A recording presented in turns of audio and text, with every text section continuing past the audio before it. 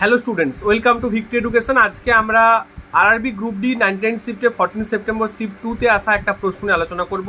30 centimetre focus দৈর্ঘ্যের উত্তল দর্পণ। দেখো, প্রথমে আমরা এই ধরনের আলো রঙের দর্পণ নাকি লেন্স সেটা চিন্তা করব। 30 সেন্টিমিটার ফোকাস দৈর্ঘ্যে উত্তল দর্পণ।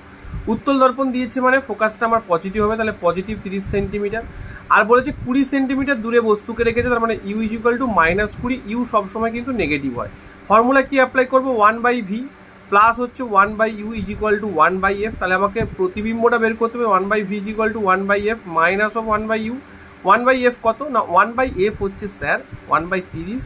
আর ইউটা কত না ইউটা হচ্ছে 1/+20। তাহলে এখানে কত হচ্ছে 20 আর 30-এর এলসিএম যদি নিই 60। 30 2 60, 20 3 60, 3 4 5। তাহলে ভি ইজ ইকুয়াল টু কত হচ্ছে 60/5, অর্থাৎ +12। প্লাস কেন হবে না? প্লাস মানেই আমরা প্লাস দেখা মাত্র এটা বলতে পারি যে +12 সেন্টিমিটার, অপশন নাম্বার 3। এছাড়াও একটা এক্সট্রা ইনফরমেশন জেনে নাও, প্লাস প্রতিবিম্ব তৈরি হয়েছে এটা উত্তল দর্পণে। উত্তল দর্পণে প্লাস সবসময় তৈরি হয়, কারণ এখানে উত্তল দর্পণে অলওয়েজ যে প্রতিবিম্ব গঠিত হয় সেটা কি হয় না ভার্চুয়াল হয়। এবং কি হয় না ভার্চুয়াল যদি প্রতিবিম্ব সেটা ডেফিনেটলি ইরেক্ট হবে এবং বস্তুর থেকে প্রতিবিম্বটা কিন্তু কী হবে ছোট হবে। অলওয়েজ ছোট প্রতিবিম্ব আমরা উত্তল দর্পণে দেখতে পাই।